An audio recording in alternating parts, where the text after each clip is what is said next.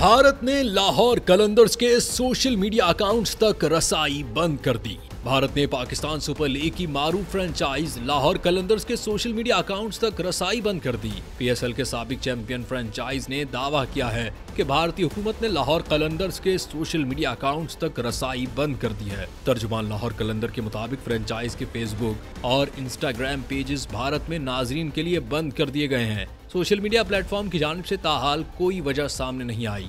एक पैगाम में कहा गया है कि आपके पेजेस भारत में दस्तयाब नहीं है। पाकिस्तान सुपर लीग में शरीक तमाम फ्रेंचाइजर्स के सोशल मीडिया चैनल्स दुनिया भर में मकबूल हैं, जबकि महज लाहौर कलंदर्स के मजमूई व्यूवरशिप 264 मिलियन से जायद है।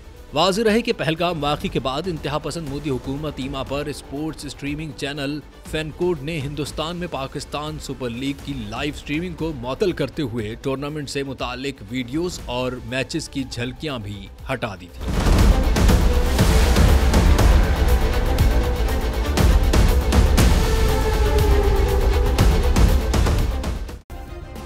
सब्सक्राइब करें और बेल दबाएं ताकि कोई खबर रह न जाए।